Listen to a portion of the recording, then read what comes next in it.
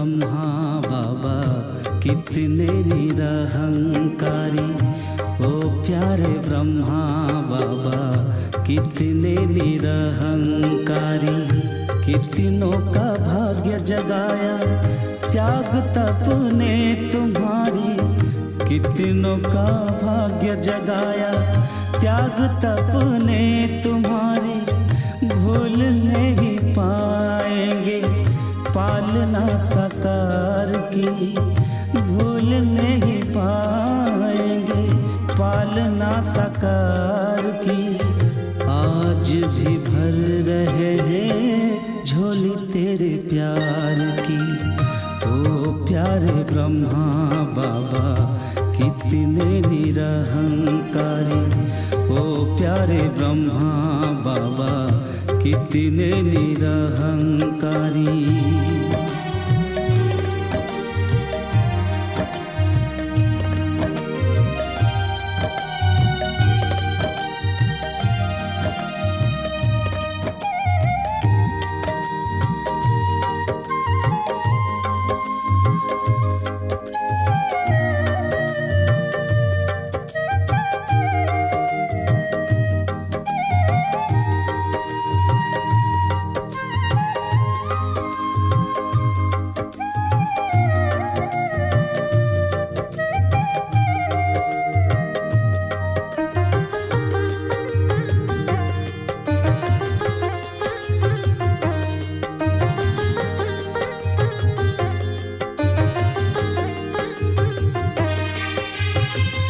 मधुवन की कुटिया में आज भी तुमको पाए।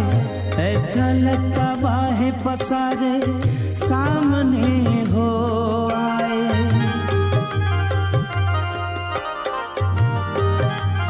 हो भागीरथ वन बाबा ज्ञान गंगा बहाया। अपने ही कर्मों जग को स्वर्ग बनाया। आँखें भर आती सोच तेरे एहसान की। आँखें भर आती सोच तेरे एहसान की।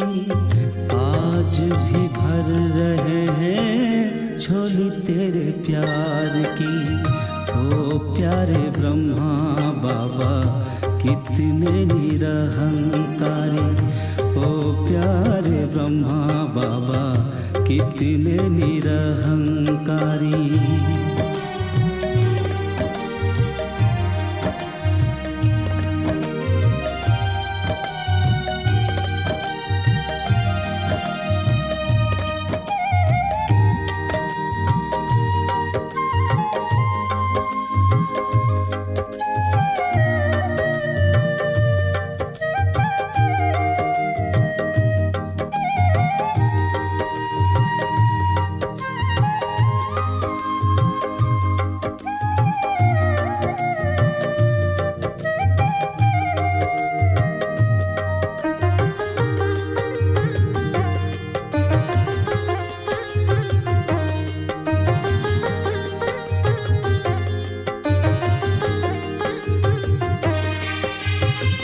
निर्विकारी निराकारी वानो निरहंकारी।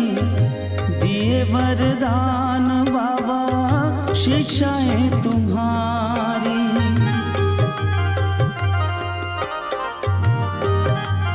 हो मीठे बच्चे के है बाबा बेहद प्यार दिया।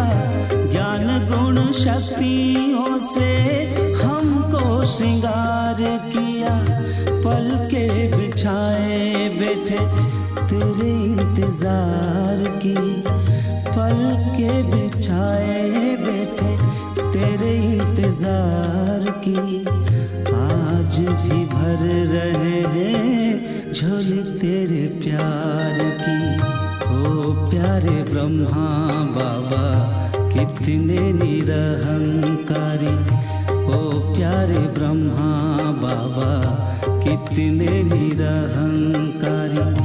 कितनों का भाग्य जगाया त्याग तप ने तुम्हारी।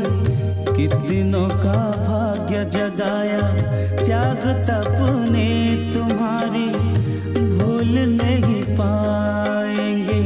पालना साकार की भूल नहीं पाएंगे, पालना साकार की। आज भी भर रहे हैं झोली तेरे प्यार की।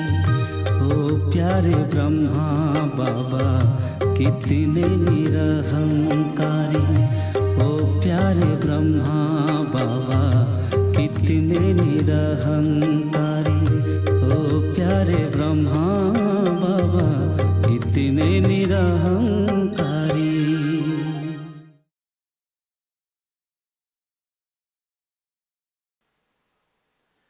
ओम शांति।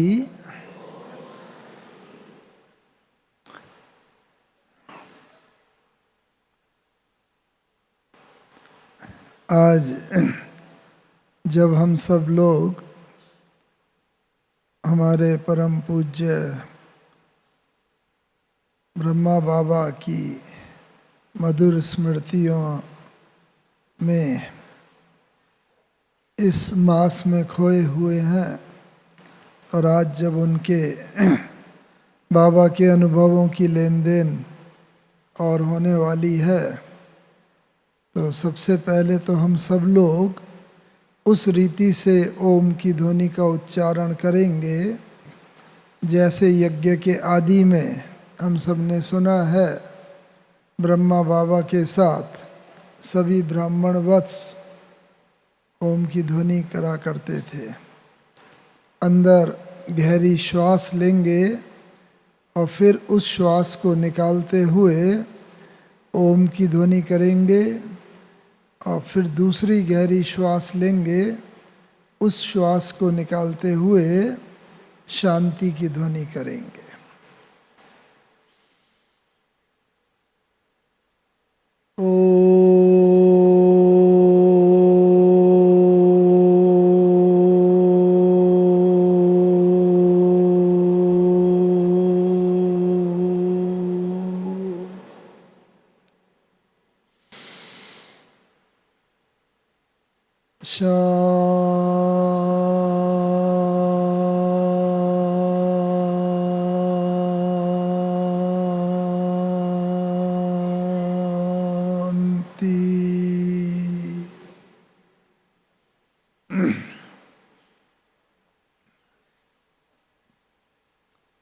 ये ओम शांति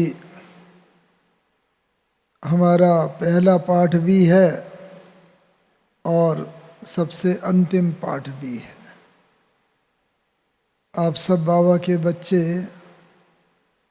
सब अनुभवी हैं कि जब हम ज्ञान में आते हैं तो पहले दिन ओम का अर्थ आत्मा की बात बताई जाती है, और फिर सप्ताह कोर्स करके जब क्लास में रेगुलर हो जाते हैं तो पुरुषार्थ करते हैं, तो धीरे धीरे ओम शांति के वास्तविक अर्थ में स्थित होने लगते हैं।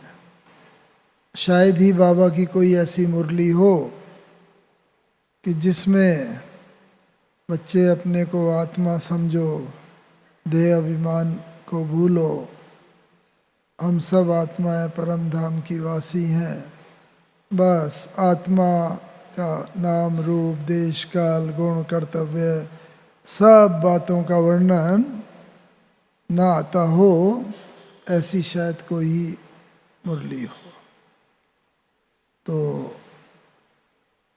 ये मुरली में जो कुछ आता है, हमें सौभाग्य मिला है कि परमपिता परमात्मा ने जिस साकार माध्यम के द्वारा ये महावाक्य सब उच्चारण किए, बाबा के साथ रहने का काफ़ी अवसर प्राप्त हुआ,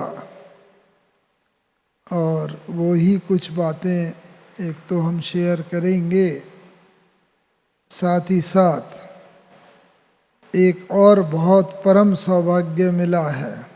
सौभाग्य ये तो मिला ही है, बाबा के साथ रहने का, मम्मा के साथ। लेकिन सबसे इसमें भी बड़े से बड़ा सौभाग्य ये मिला है कि जब बाबा अव्यक्त हुए, कर्मातीत अवस्था को प्राप्त किया, फरिश्ता स्वरूप की स्टेज बाबा ने हासिल की 18 जनवरी 1969। तो उससे एक दिन पहले ही हम यहाँ मधुबन में आ गए थे और 17 और 18 जनवरी 2 दिन बाबा की संपूर्ण कर्मातीत अवस्था देखने का, अनुभव करने का, उस वाइब्रेशंस, उस वातावरण, वायुमंडल के अंदर रहने का मुझे अनन्य सौभाग्य प्राप्त हुआ। 18 जनवरी 1969, और इन आँखों से हमने बाबा को कर्मातीत स्थिति को प्राप्त करते हुए देखा। ये तो सौभाग्य है ही, लेकिन इसका विशेष सौभाग्य इसलिए हो जाता है कि चूँकि हम सभी को भी वही कर्मातीत अवस्था को प्राप्त करना है, और बाबा ने कहा है कि आप सब बच्चे ब्रह्मचारी तो बन गए, अब ब्रह्मचारी बनना है। ब्रह्मा के फुट स्टेप पर कदम कदम पर कदम रखते हुए, हमें चलते हुए उसी स्थिति को प्राप्त करना है जो ब्रह्मा बाबा ने प्राप्त की। इसीलिए इस बात का विशेष महत्व हो जाता है कि आप सब भी सुने, अनुभव करते चलें और उस स्थिति में पहुंचते चलें जैसा जैसा वर्णन होता जाए। तो मैं इसे शुरू करता हूँ 1962 से, 1962 से, जब मुझे इस ज्ञान में आने का सौभाग्य प्राप्त हुआ।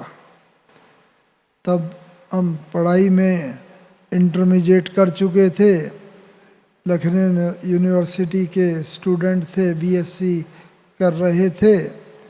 उस समय बाबा का परिचय मिला और बाबा के तुरंत ही बन गए। लौकिक में माताजी, पिताजी, हम और हमारी छोटी बहन गीता बहन, जो मधुबन में पांडव भवन में वीआईपी डाइनिंग रूम में जिन्होंने लगभग 40 वर्षों तक सेवाएं भी दी, तो हम चारों ही ज्ञान में आए और हमारे घर में ही क्लासेस शुरू हो गए। ये बात है लखनऊ की। और वहाँ पर ये पढ़ाई, ईश्वरीय पढ़ाई का अध्ययन शुरू हुआ 1962 से, अंत से। तभी कुछ महीने के बाद ये हमारा सौभाग्य था कि बाबा का, ब्रह्मा बाबा का कानपुर में आगमन हुआ। कानपुर में हमारा केंद्र बहुत पुराना था और वहाँ पर हमारी काफ़ी वरिष्ठ दादियाँ भी रहते थे। तो बाबा कानपुर में आए और लखनऊ का ये प्लान बना, लखनऊ वालों ने निर्णय किया कि हम सब लोग बाबा से मिलने कानपुर जाएं। तो निश्चित तिथि के अनुसार कानपुर जाने का निर्णय हुआ। कानपुर गए। बहुत ठंडी का दिसंबर जनवरी का महीना था, बहुत कोहरा भी छाया हुआ था। वर्तमान समय भी जैसा नॉर्दर्न इंडिया में विशेष करके है, विजिबिलिटी भी पुअर थी। तो वहाँ पहुँचते पहुँचते कुछ थोड़ा लेट हो गया। बाबा की मुरली लगभग पूर्णता की ओर थी, पूरी हो गई थी। सब लोग बाबा से मिले, लखनऊ से 50-60 लोग गए थे। सब बड़े बड़े मिल लिए। हमारी आयु तो उस समय 16-17 साल की थी तो लगभग अंत में नंबर आया। बस बाबा के पास जैसे गए, बाबा ने दृष्टि दी और बाबा ने कहा, आओ बच्चे, बाबा तुम्हारा बहुत समय से आवाहन कर रहा था, इंतज़ार कर रहा था। हम भी बहुत ज्ञान में पुराने तो थे नहीं, नए थे। हमने सोचा, इंतज़ार कर रहे थे क्योंकि विजिबिलिटी पुअर थी, बस को आने में लेट हो गई, तो हमने तो उस रीति से उत्तर दिया, हाँ बाबा बस आने में लेट हो गई क्योंकि थोड़ा रोड भी ठीक नहीं थी और ठंडी का मौसम और विजिबिलिटी देखने में भी बहुत ऐसा धुंधला था। तो बाबा ने कहा, अच्छा विजिबिलिटी पुअर थी, लेकिन बाबा तो जैसे खोए हुए थे किसी चीज़ में, और कोई और बाबा के द्वारा जैसे बोल रहा हो, बाबा तुम्हारा बहुत समय से आवाहन कर रहा था, इंतज़ार कर रहा था। फिर आसपास दादियाँ जो बैठी थी उन्होंने बताया कि बाबा का भाव ये है कि हम सब बच्चे बाबा से कल्प पहले के बिछड़े हुए हैं, कल्प पहले मिले थे, 5000 साल हो गए, 5000 वर्ष के बाद मिल रहे हैं, तो इसीलिए बहुत समय के बाद 5000 वर्ष के बाद मिल रहे हैं। और बाबा का भाव यही है, अपने पुराने बच्चों को, अनन्य बच्चों को देख के बाबा जैसे बहुत भाव विभोर हो उठता है, इस तरह बाबा ने हम सब हमारा बस स्वागत किया। फिर बाबा से मिले हैं। जब भी कोई बाबा से मिलता था, बाबा तो ऐसे हाथ फैला, आओ बच्चे, आओ मीठे बच्चे, आओ आओ प्यारे बच्चे, स्वीट चिल्ड्रन। बाबा की आँख में इतना स्नेह भरा हुआ होता था, चुंबकीय आकर्षण था।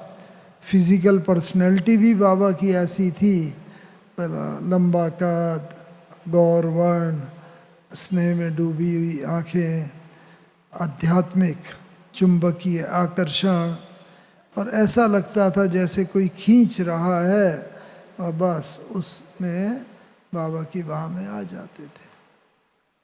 और उसके बाद क्या होता था, ब्यूटी कि जैसे ही बाबा का स्पर्श हुआ तुरंत विदेही हो जाते थे, अशरीरी हो जाते थे।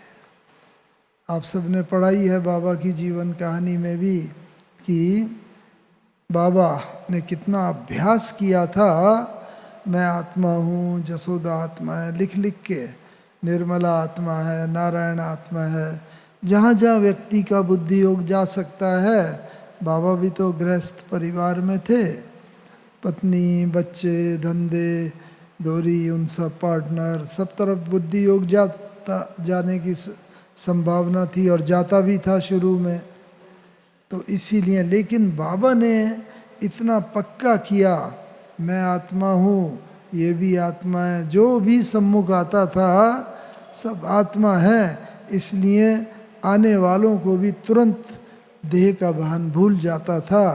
आत्मिक स्वरूप का अभ्यास होने के कारण बाबा का वो चुंबकीय आकर्षण हमें भी लग जाता था और हम सब लोग उस स्थिति में थोड़े समय के लिए खो जाया करते थे। ये एक अद्भुत आकर्षण था और बाबा के खो गए।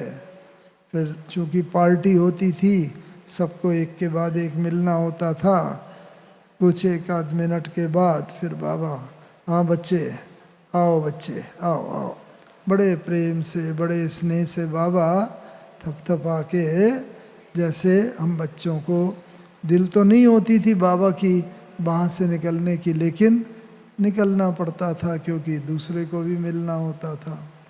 और इस प्रकार से ऐसी स्थिति में फिर बाबा ने पूछा, क्या नाम है बच्चे? तो हमारा लौकिक नाम एक्चुअली श्री है। श्री होता है ना, श्री लक्ष्मी, श्री नारायण वगैरह। तो श्री लौकिक में नाम था और सिंघल सरनेम था। तो बाबा को बताया, तो बाबा ने कहा क्या बोला बच्चे, फिर से बोलो। तो बताया श्री। तो बाबा, जो विश्व महाराजन आत्माएं होती हैं उनका ये क्वालिटी होती है कि सबके दिलों पर वो राज करते हैं। बाबा भी बच्चों के साथ बच्चे जैसा, जवानों के साथ जवान जैसा, बूढ़ों के साथ बूढ़े जैसा व्यवहार करके सबके दिलों को जैसे जीत लेता था।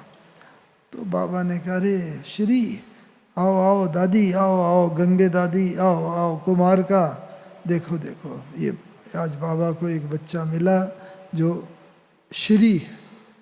श्री का मतलब तो समझते हैं ना, हम देवताओं के आगे श्री लगाते हैं, फिर बाबा ने उसका अर्थ बताया कि श्री तो देवताओं के आगे लगाते हैं जिनकी आत्मा भी पवित्र और शरीर भी पवित्र।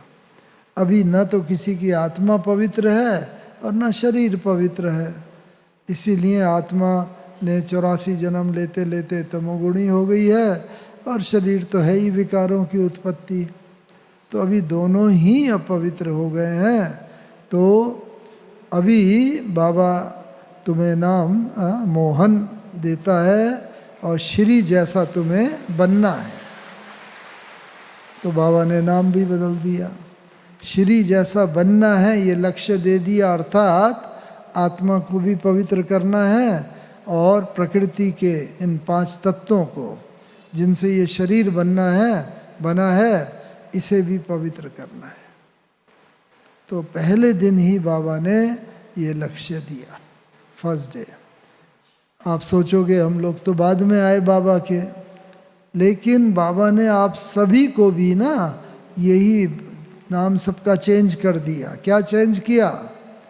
ब्रह्मा कुमार, ब्रह्मा कुमार, ब्रह्मा के वत्स, साधारण नहीं।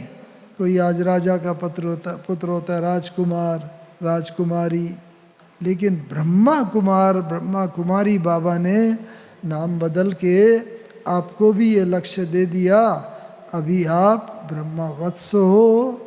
और ब्रह्मा वत्स के बाद फिर क्या बनेंगे हम?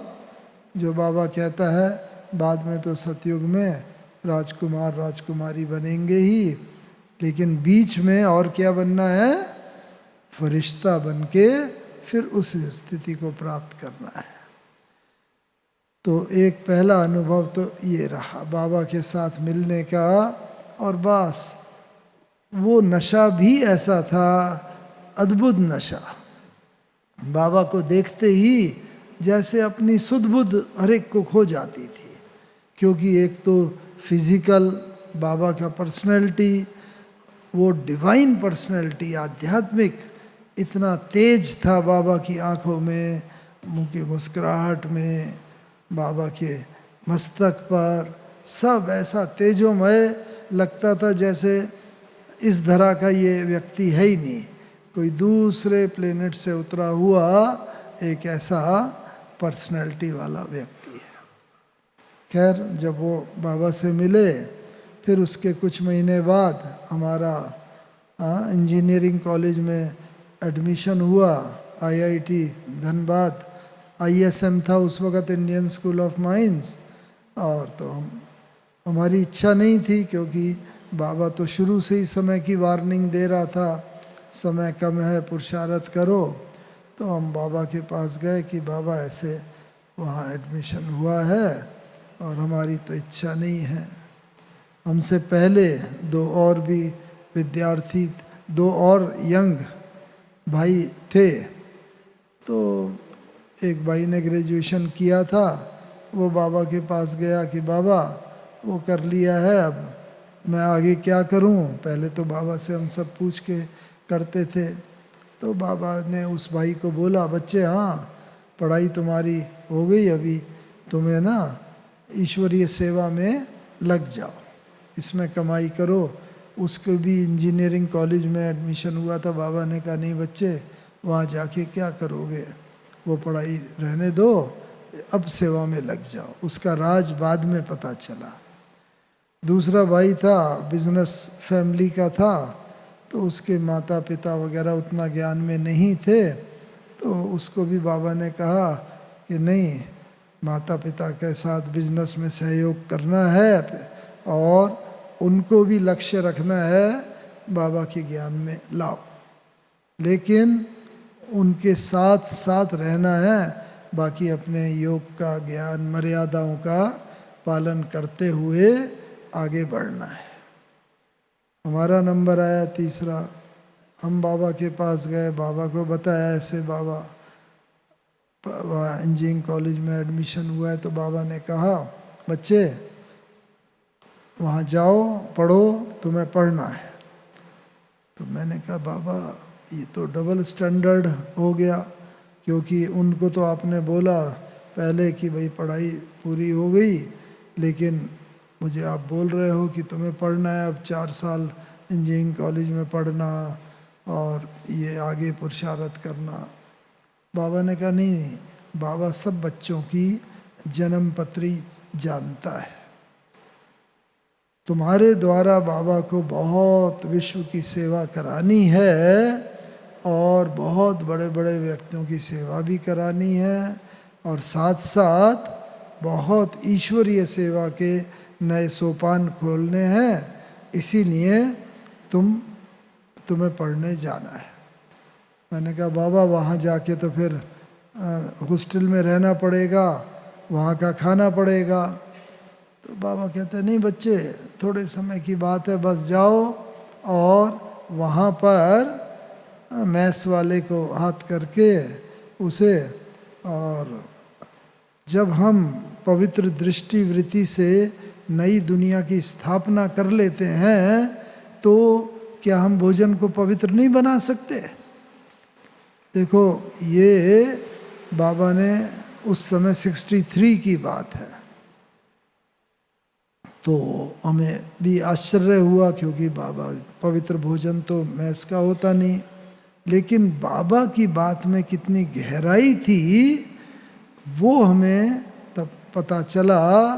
बाबा बस वहाँ गए और बाबा ने जैसे कहा, बिना प्याज लहसुन का वो मैस में खाना निकाल देता था, लेकिन बाबा के लेटर हर हफ्ते आते थे, बच्चे सेंटर खोलना है, क्योंकि वहाँ सेंटर तो था नहीं जहाँ हम पढ़ने गए, वहाँ मकान देखो, सेंटर खोलना है, क्योंकि बाबा को तो मालूम था, बाबा तो वास्तव में शिव बाबा के साथ रहते रहते, जैसे शिव बाबा त्रिकालदर्शी है, ब्रह्मा बाबा भी भले कहता है बाबा कि मैं त्रिकालदर्शी नहीं हूँ, मैं जानी जानन हार नहीं हूँ, लेकिन उस संग में रंग करके बाबा भी जैसे त्रिकालदर्शी हो गया था।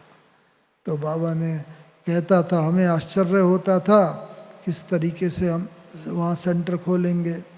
पास में एक सिंदरी जगह थी, वहाँ गीता पाठशाला चलती थी, उनके सहयोग से, और पास में वाराणसी बनारस, तो एक गुप्ता जी थे, बहुत पुराने अनुभवी अपने यज्ञ के भाई, कानपुर से आए हुए, वो बनारस में उन्होंने स्थापन किया था सेंटर। उनके सहयोग से धनबाद में फर्स्ट ईयर में ही जब पढ़ते थे, उसके बाद मकान ढूंढा, और बाबा जब कहता है तो करने की क्षमता भी देता है, शक्ति भी देता है। हम सोचते थे चलो मकान ढूंढ भी लें, लेकिन घर से ही पैसा आता है पढ़ने के लिए, कैसे ये सब होगा, लेकिन सिंदरी और बनारस के सहयोग से। और जब हमारा एडमिशन हुआ तब तो हम बॉटमिस्ट थे, नीचे से बहुत 150 स्टूडेंट का सिलेक्शन हुआ था, नीचे से ही 10वां नंबर था, नीचे 140वां नंबर था। लेकिन जब वहाँ पर सिलेक्शन के बाद जब इंटरनल एग्ज़ामिनेशन हुआ तो उसमें हम फर्स्ट 10 में आ गए और हमें स्कॉलरशिप मिलने लगी, और उस स्कॉलरशिप से बाबा ने अपना सेंटर भी खुलवा दिया। वो मतलब मददगार रूप में सेंटर खोलने में मुख्य सहयोगी तो बनारस और सिंदरी ये थे, लेकिन धनबाद में चूँकि हम ही थे और वहीं पर हमारे साथ एक हमारे साथी विनोद भाई जैन, वो भी फर्स्ट ईयर में थे वहाँ स्टूडेंट, वो भी इसमें ज्ञान में आ गए और हम लोगों ने मिलके बाबा के डायरेक्शन अनुसार, वास्तव में करण करावनहार तो बाबा ही है, हम सब लोग तो उंगली लगाने वाले हैं, तो थोड़ा उंगली लगा के इसमें सहयोग दे दिया। तो देखो बाबा ने एक तरफ बोला कि भाई बच्चे वहाँ मैस में खाओ, लेकिन कुछ महीने ही खाया और फिर बाबा ने सेंटर खुलवा दिया, और बाकी 3 साल तक तो फिर सेंटर पर ही भोजन करते रहे।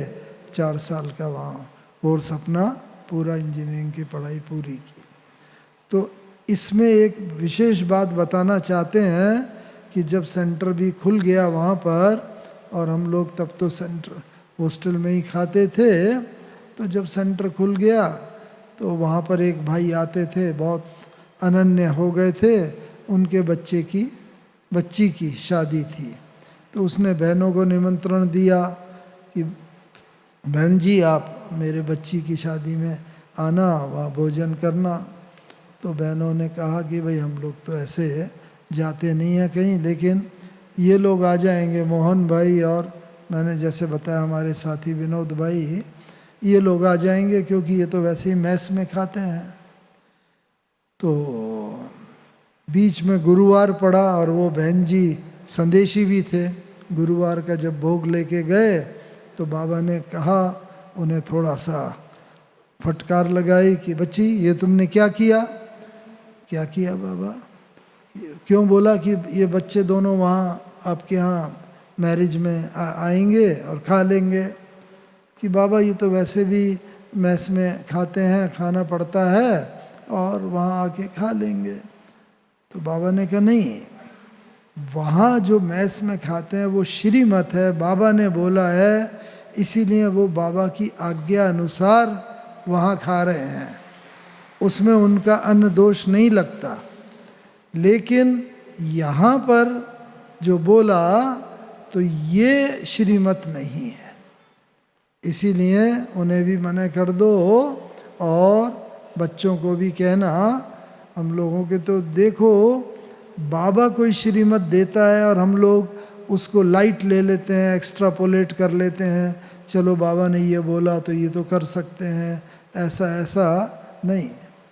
बाबा जिसको श्रीमत देता है, जैसे मिलिट्री वालों को कहता है भाई तुम्हें तो गोली चलानी है, बॉर्डर पर हो, वो तुम्हारी ड्यूटी है, उसमें कोई मरता भी है तो उसमें तुम्हारा पाप नहीं लगता। तो हम यही सोच लें अगर ऐसे ही हम भी गोली चला के किसी को मार दें तो हमारा भी पाप नहीं लगेगा, ऐसा नहीं। जिसके लिए बाबा ने श्रीमत जो दी है वो श्रीमत का पालन करना, उसमें ही कल्याण है, उसमें अपनी मन मत मिलाना या परमत मिला के चलना, उसमें कल्याण नहीं है। तो ये बाबा ने सिखाया, उसमें वहाँ पढ़ते रहे, पढ़ाई पूरी हुई और पढ़ाई पूरे के बाद बस बाबा के पत्र आते रहते थे, बच्चे यहाँ सेवा करो, ये करो, और इस तरह वहाँ प्रदर्शनी का निर्माण हुआ। तो बम्बई में आप लोगों ने सुना होगा ना, बम्बई में पहली प्रदर्शनी बनी, हम लोगों ने भी प्रदर्शनी वहाँ मंगवाई और बाबा ने तुरंत ही प्रदर्शनी वहाँ भिजवाई और वहाँ पर सेवा का प्रारंभ हुआ। इस तरह 4 साल तक पढ़ाई वहाँ होती रही और पढ़ाई के साथ साथ एक बीच में अनुभव किया। देखो बाबा जब कहता है ना कि मैं देखता हूँ समझने वाले अच्छे होशियार रॉयल आए हैं और समझाने वाला उतना अनुभवी नहीं है, तो फिर बाबा भी उसमें प्रवेश करके समझा देता है। तो हमारा इंजीनियरिंग कॉलेज से एक्सकर्शन टूर गया था, IIT खड़गपुर और पूना आदि आदि और बड़ौदा। तो बड़ौदा में हम लोग आए, वहाँ बड़ौदा में तब सेंटर नहीं था कोई भी, वहाँ पर एक यज्ञ के भाई एयरफोर्स के भटनागर जी वहाँ थे और एक प्रदर्शनी लगाई गई थी और प्रदर्शनी में शाम को हम समझाने चले जाते थे। तो वहाँ पर एक बार एक पार्टी आई अंग्रेज़ों की, विदेशियों की, 10-12 उसमें थे, सब विदेशी और इंग्लिश ही समझते थे। तो इंग्लिश उन्होंने बोला कि ये भाई आपको समझाएंगे बिना हमसे पूछे हुए, और हमें कहा आप समझाओ इन्हें। अब हमें तो अंग्रेजी में और प्रदर्शनी नई नई, उसे समझाने का अभ्यास था नहीं। तो हम अंदर गए, बाबा का आवाहन किया, बाबा अब आपकी परीक्षा है, आपको ही इस रथ के द्वारा समझाना है। समझने वाले वो तो बहुत बड़े बड़े लोग आए हैं। बस बाबा का आह्वान किया, फिर उन्हें समझाना शुरू किया, बहुत अच्छी तरीके से, एकदम फ्लॉलेस, बहुत अपना सेटिस्फेक्शन तक जैसे उन्हें समझाया। बहुत ऐसा अपने को भी तसल्ली हुई कि हाँ वो भी बहुत अच्छे रिमार्क लिख के गए। एक तरफ तो बाबा ने ये अनुभव कराया, फिर 2 दिन के बाद कोई और दूसरा विदेशियों का ग्रुप आया, वो उन्होंने हमें दिया कि आप इन्हें समझाओ ग्रुप को। और हमने सोचा एक बार तो समझा लिया है, समझा देंगे, और जल्दी से तैयार हो गए। लेकिन बाबा का जो कहता है, बाबा का आह्वान नहीं करते, बाबा का अपना शरीर नहीं सौंपते, बाबा भी साक्षी हो जाता है। तो बस बाबा भी उसमें, उस दिन हमने जब समझाना शुरू किया, हम तो सोच रहे थे हम समझा देंगे, लेकिन उस दिन बाबा साक्षी होकर के जैसे देख रहा था, क्योंकि बाबा को हमें लेसन भी पढ़ाना था, अनुभव भी कराना था कि करन करावन हार तो बाबा है, बच्चे तुम लोग तो सब इंस्ट्रूमेंट हो। तो उस दिन हम कुछ अच्छी तरह समझा ही नहीं सके, बिल्कुल हर जगह अटकते थे, अटक के बड़ी मुश्किल से समझा के प्रदर्शनी पूरा किया। तो बाबा ने ये हम अनुभव कराया, और हम सभी बच्चों के लिए ये है कि जब भी कोई सेवा हो, बाबा का आह्वान करके, बाबा आपको ये सेवा करनी है, इस सेवा के लिए ये रथ तैयार है, आप बस जब हम बाबा को अपने को अर्पण कर देते हैं, बाबा जवाबदार हो जाता है और उस सेवा में सफलता समाई हुई होती है। और जब हम अपने को ही, अपने कोई अभिमानवश खुद कर लेते हैं, हाँ मैं कर सकता हूँ, तो बाबा भी कई बार साक्षी हो जाता है। तो ये हम सब के लिए ये अनुभव बड़ा वैल्यूबल है, और हम सब लोग इसी तरीके से सदा चलते रहें जीवन में। जब भी कोई कार्य हो, उसका प्रारंभ बाबा की याद से करें, बाबा के आह्वान से करें। तो बाबा को अर्पण करके करते हैं तो उसमें पूरी सफलता समाई हुई होती है। इस तरह जब वहाँ पर पढ़ाई हो गई हमारी, फिर हम वहाँ पर पढ़ने के बाद क्या होता है, अपॉइंटमेंट आते हैं हम लोगों के भी। हाँ, इंटरव्यू वगैरह हुए और 3 जगह सिलेक्शन हुआ था, एक हैदराबाद में, एक दिल्ली में, एक आसाम में, ONGC में। हमारी दिल नहीं थी, क्योंकि ONGC आसाम में एक भी सेंटर नहीं, गीता पाठशाला नहीं, क्लास नहीं, कोई भी भाई बहन नहीं था। ये है 1967 की बात, जिस साल हमने पास किया। तो हम चाहते थे हम दिल्ली में ही ज्वाइन कर लें, हैदराबाद में। बाबा के पास गए तो बाबा ने कहा, नहीं बच्चे, तुम्हें तो आसाम जाना है।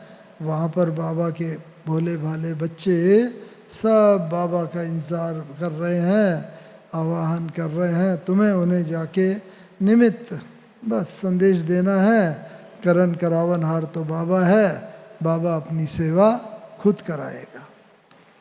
तो देखो बाबा कितने दूरांदेशी थे कि उस जगह बाबा ने भेजा, और उसके बाद भी जहाँ जहाँ हमारा ट्रांसफ़र होता रहा, वहाँ ये अनुभव किया कि सेवा केंद्र नहीं होते थे, लेकिन बाबा भेजता था, बाबा के डायरेक्शन से जाते थे। तो तो बाबा सेंटर भी खुलवा देता था और थोड़े समय में वो सब सेंटर भी बहुत फलीभूत हो जाते थे। तो आसाम में इस प्रकार से आसाम की 6-7 स्टेट में किसी ने डायरेक्ट जाकर सेवा करने का मौका मिला या सूक्ष्म रीति से वहाँ सेवा, आसाम और वहाँ पर मेघालय, अरुणाचल प्रदेश, अगरतला और मिज़ोरम आदि आदि ये 7 स्टेट जो हैं, नागालैंड में तो जाने का भी मौका मिला बहुत। तो इस तरीके से बाबा ने ही वहाँ की सेवा कराई। बस हम तो सूक्ष्म रीति से योगदान करते थे। और जिस स्थल पर आसाम में गए थे शिवसागर में 1967 में, उसके बाद वहाँ पर 71-72 में सेंटर हुआ, तो वहाँ का 50 साल का गोल्डन जुबली मनाने के लिए वहाँ पर दादी जानकी जी स्वयं गए थे और दादी जानकी जी ने वहाँ की सेंटर की गोल्डन जुबली का फंक्शन को चेयर किया और उद्घाटन किया। तो समझो, जो सोचा भी नहीं था कभी एक सेंटर भी बनेगा, वो इतना बड़ा पूरे ईस्टर्न रीजन का रिट्रीट सेंटर बन गया कि वहाँ पर इस प्रकार से सेवा हुई। तो बाबा तो पत्रों में लिख देता था, हम सोचते थे कैसे करेंगे, होगा नहीं होगा, लेकिन यही कमाल है बाबा की। और आप सब लोगों को भी यही हम संदेश देना चाहते हैं कि बाबा बोले या निमित्त दादियाँ बोलें, बड़ी बहनें बोलें किसी सेवा को, तो केवल वो कहते नहीं हैं, बल्कि कहने के साथ उसके योग्य बनाते हैं, शक्ति भरते हैं, उसमें सफलता भरते हैं। बस हमें हाँ करने की देर होती है और हम ये ना सोचें अरे ये काम तो मैंने कभी नहीं किया। नहीं, दादियों से भी जब अनुभव सुने हैं, बस बाबा किसी को भी बुला के कोई सेवा देता था और दादियों का ये पाठ पक्का था, जी हाँ बाबा ज़रूर, जी हाँ। तो मेरा भी यही अनुभव है कि बाबा के किसी भी काम में हाँ करते चलते हैं, सफलता मिलती जाती है। करन करावन हार वो है, हम लोग तो सिर्फ सब बच्चे निमित्त हैं। हाँ करने की देर है, हाँ बाबा ज़रूर हो जाएगा, ज़रूर करेंगे। बस उसके बाद देखो बाबा किस युक्ति से उस कार्य को करवाता है और उसमें सफलता बढ़ता है। तो वहाँ पर जब उधर गए, ये जब सेवा हुई, तो ये सेवा होते होते ईस्टर्न रीजन में काफ़ी सेवा का वो भर गया। अब जब हम गए थे तब तो फिर ये बात थी कि बाबा ने कहा था बच्चे जाओ बस आसाम। हम थोड़ा हिचक रहे थे। बाबा ने कहा नहीं नहीं बच्चे जाओ, बाबा तुम्हें समय पर बुला लेगा। ये वाक्य महावाक्य बाबा ने उच्चारण किए थे। अब हमने तो नॉर्मल रीति से ले लिया कि बाबा तो हिम्मत उमंग उल्लास भर रहा है, जाओ वहाँ पर समय पर बुला लेगा। लेकिन हमें क्या मालूम था कि बाबा ने वो पार्ट खोला कि वहाँ पर गए, बहुत सेवा भी हुई। जनवरी 1969 का महीना था और हम देहरादून से गए थे। तो वहाँ पर बहन जी का पत्र आया कि यहाँ म्यूज़ियम बनने वाला है, आप यहाँ पर छुट्टी लेके आ जाओ, यहाँ म्यूज़ियम बनाने में उसका गाइडेंस करने में सहयोग दो। तो हमने बाबा को लिखा, तो बाबा ने तुरंत ही बोला कि बच्चे भले वहाँ जाओ लेकिन यहाँ आओ, पहले मधुबन तुरंत आओ और प्लेन से आओ। ये जनवरी 69 का महीना था और बाबा ने जैसे कहा था बच्चे बाबा समय पर बुला लेगा, तो बस बाबा की डायरेक्शन अनुसार हम फर्स्ट टाइम ही वहाँ प्लेन से गए 69 जनवरी में। और पहले आसाम से कलकत्ता आए, कलकत्ता से दिल्ली और दिल्ली से मधुबन, और 17 जनवरी की सुबह वहाँ पहुँच गए। 17 जनवरी 1969 की सुबह अपने लौकिक पिताजी के साथ, उनको भी लिख दिया था, उनको भी साथ लेके पहुँचे। तो 17 और 18 जनवरी को बाबा की संपूर्ण कर्मातीत अवस्था देखने का इन आँखों से मौका मिला, अवसर मिला। अब क्या क्या देखा वो मैं खास बताना चाहता हूँ, क्योंकि हम सबको भी कर्मातीत अवस्था को प्राप्त करना है। तो हमेशा तो जब बाबा से मिलते थे, बाबा के पास जाते थे, तो बाबा बस देखते थे, हाँ बच्चे क्या पूछने आए हो, बाबा ये प्रश्न है, अच्छा बच्चे, बाबा उसका उत्तर देते थे, समाधान करते थे, सदैव ये होता था। लेकिन उन 2 दिनों में हमने देखा बाबा के सम्मुख जाते थे, बाबा ऐसे दृष्टि देते थे, दृष्टि देके बाबा कहते थे, बच्चे ये पूछने आए हो, अच्छा ऐसा कर लो, ऐसा हो जाएगा। यानी कि हमें एक अक्षर भी बोलने की ज़रूरत नहीं पड़ती थी। हमारा क्या प्रश्न है, बाबा प्रश्न भी बता देता था, उसका समाधान भी कर देता था, और इस तरह बाबा फिर देह से परे हो जाता था। 1 बार हुआ, 2 बार हुआ, उन 2 दिनों में हम लगभग 6 बार बाबा से मिले, 17 और 18 जनवरी को।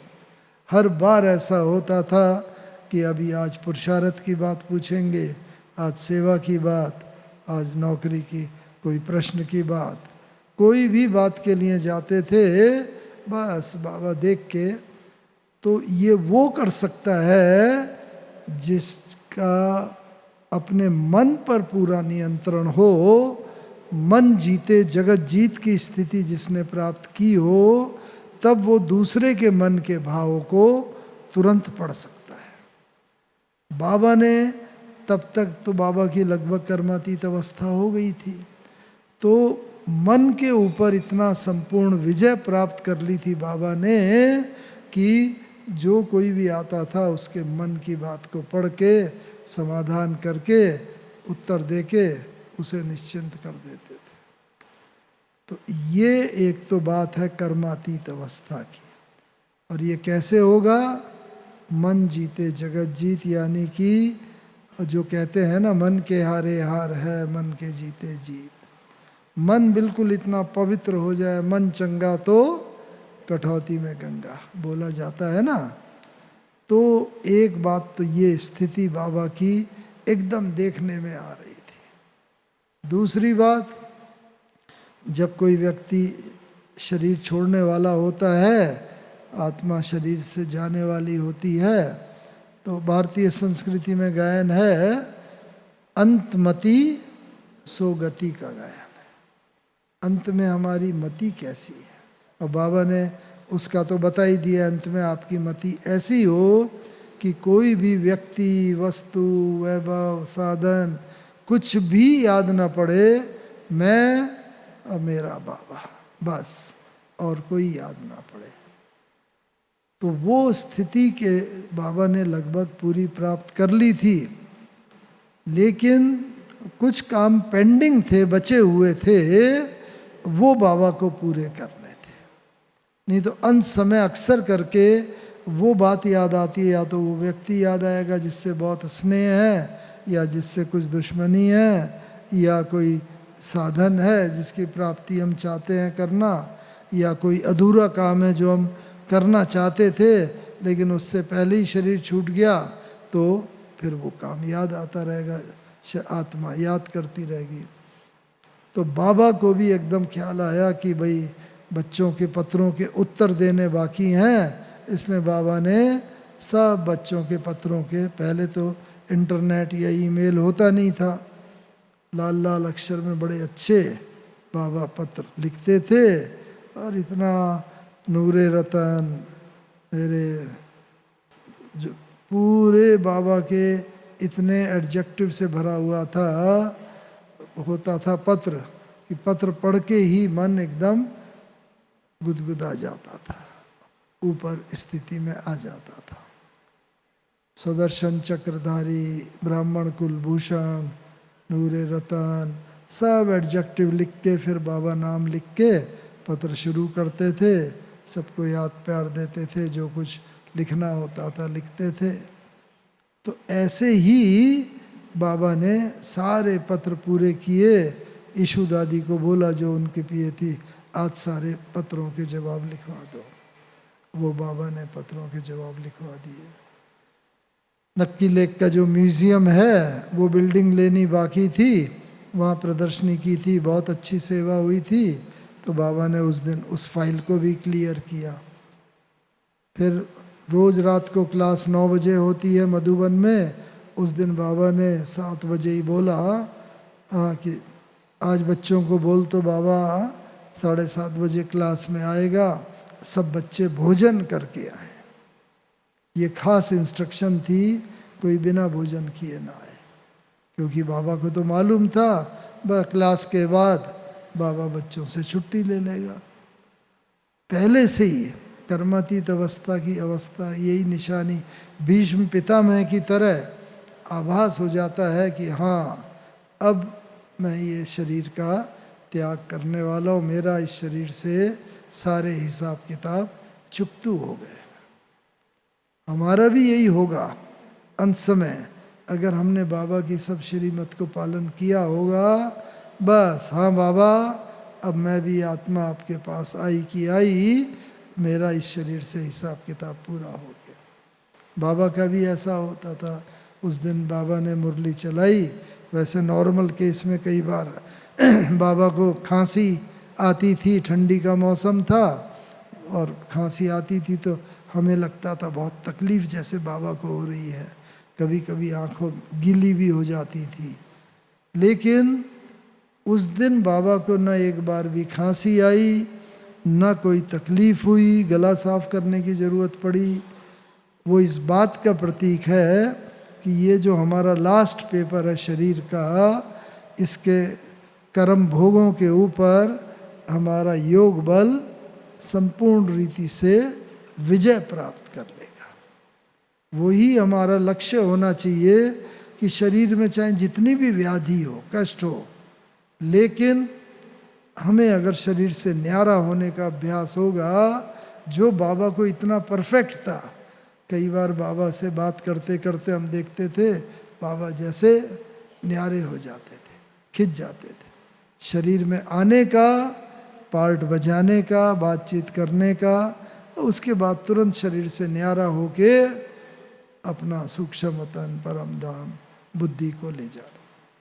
ये अभ्यास की हमें सबको बहुत ज़रूरत है, क्योंकि अंत समय जब शरीर में अति व्याधि होगी, कष्ट होगा, दर्द होगा, दुख होगा, चारों तरफ नेचुरल कैलेमिटीज़ होंगी, कहीं बिल्डिंग गिरेंगी, कहीं सुनामी आएगी, कहीं पर बाढ़ आएगी, कहीं पर बहुत तेज साइक्लोन आएंगे, प्राकृतिक आपदाएं बहुत होंगी। उस समय अगर हमें न्यारा होने का अभ्यास नहीं होगा तो ये चीज़ें हमें आत्मा को ये शरीर न छोड़ने पर विवश कर देंगी। शरीर में दर्द होगा, शरीर आत्मा को खींचेगा, तो कैसे छोड़ेंगे शरीर को। तो इसीलिए शरीर से न्यारा और प्यारा, जब चाहे हम, जैसे बाबा कहता है कपड़ा होता है ना, जब चाहे कपड़े को उतारा, बदल दिया, जब चाहे कपड़ा पहना, पार्ट बजाया, दूसरा पार्ट बजाना है, दूसरा कपड़ा पहना। यही हमारा अभ्यास होना चाहिए।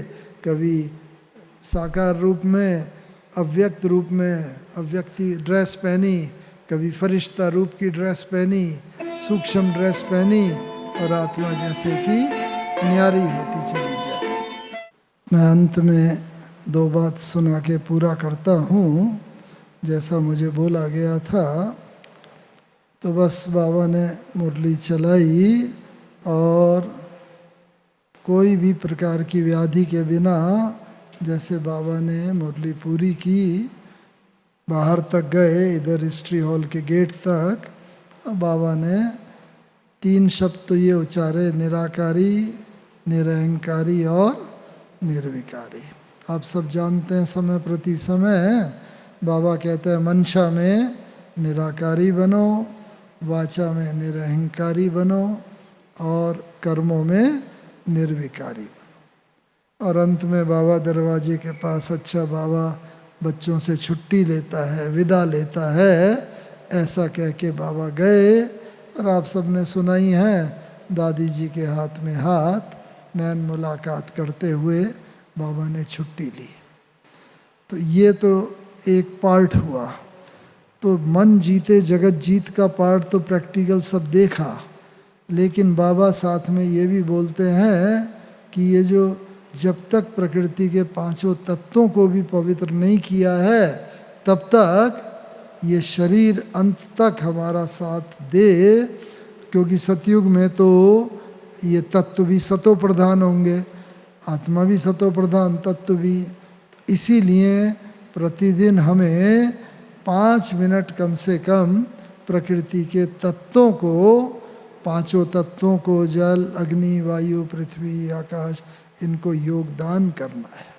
और उसका नतीजा क्या देखा हमने, बाबा ने भी इन तत्वों की इतनी सेवा की थी कि बाबा का शरीर 18 जनवरी की रात को छूटा, और 18 की रात के बाद 19 का सारा दिन, 19 की रात, 20 का सारा दिन, 20 की रात, 21 को दोपहर के बाद संस्कार किया गया। लेकिन बाबा का शरीर वैसा ही चमकता हुआ, कोई काला नहीं पड़ा, कोई दुर्गंध नहीं आई। और ये इस बात का प्रतीक है कि बाबा ने इन पंच महाभूत, पांचों तत्वों को भी इतने तक पवित्र कर लिया था कि अंत समय तक न तो शरीर में कोई इंजेक्शन दिया गया, न कोई केमिकल लोशन लगाया गया, लेकिन शरीर वैसा ही चमकता रहा। तो ये इस बात का प्रतीक है, तत्वों को भी बाबा ने पवित्र। तो हम सबको भी एक इस बात का भी अटेंशन देना है। और ये 3 शब्द जो बाबा ने कहे, ये केवल शब्द तक ही सीमित नहीं है।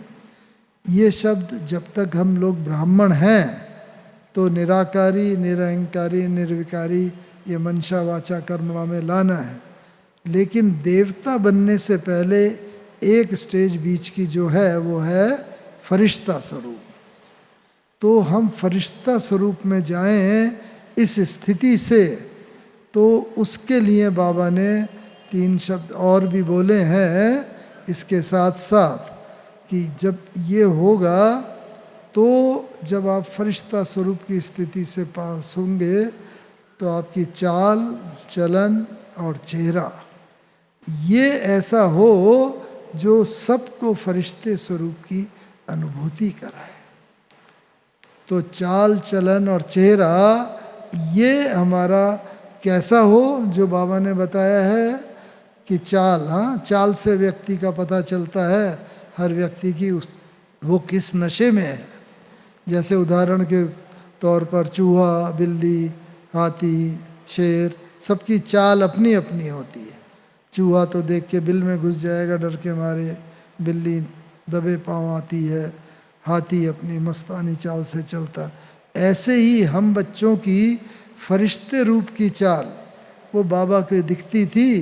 बस बाबा चलते थे, चलते चलते भी जैसे खोए हुए हैं, कहीं और बुद्धि है, हाथ पीछे हैं, टहल रहे हैं, धीरे धीरे बाबा चल रहे हैं, फरिश्ते की चाल। चलन यानी व्यवहार बाबा का ऐसा था, हर एक को यही अनुभव होता था कि बाबा से लाइट रेडिएट हो रही है और बाबा घूम रहा है। जब भी देखो, जिधर भी बाबा जाता था, हम सबको यही आकर्षण होती थी, तुरंत बाबा से बोले। चेहरा, चेहरे में देखो मुख्य रीति से आंखें होती हैं, बस रूहानी ऐसी आंखें, मुख पर देवताओं की सी मुस्कुराहट, और जो बाबा कहता है रूहानियत और रुहाब और रहम दिल, ये 3 चीज़ फरिश्तों के खास लक्षण हैं। तो उन 3 को अनुभव करते हुए अब हमें इन 3 स्थितियों से पास होते हुए आगे बढ़ना है। रहम दिल की इसीलिए आवश्यकता है, अभी संसार की आत्माएं सब हमें पुकार रही हैं, दुख और अशांति है, तो हमें उन्हें शक्तियों का दान देना है, सुख का, खुशी का, शांति का, आनंद का, ये सब दान देते हुए तब तक हम खुद भी न जा सकेंगे और न ही सर्व आत्माओं को अपने साथ ले जा सकेंगे। इनमें ही भरपूर एक ये होना है, और चेहरे चाल चलन और चेहरा हमारा ऐसा होता रहे फरिश्ते जैसा। फरिश्ते का तो वर्णन बाबा सदैव करते ही रहते हैं।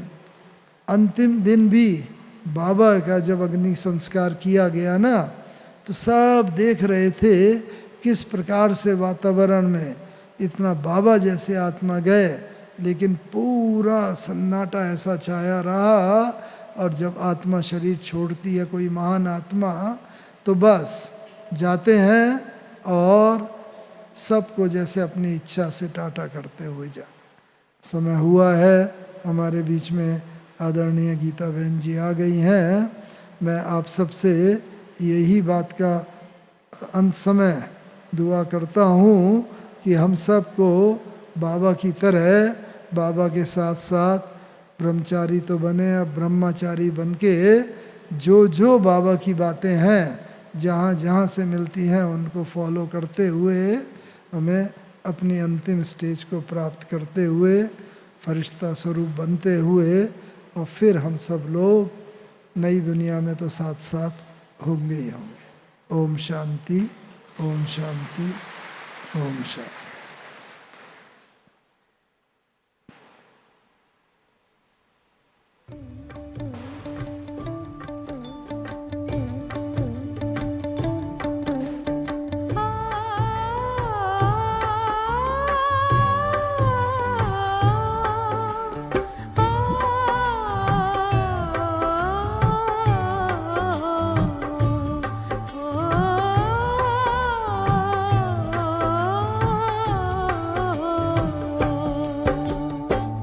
आपकी याद बाबा रह रह के आए, आपकी याद बाबा रह रह के आए। देगा कौन इतना प्यार आपके सिवाय, देगा कौन इतना प्यार आपके सिवाय।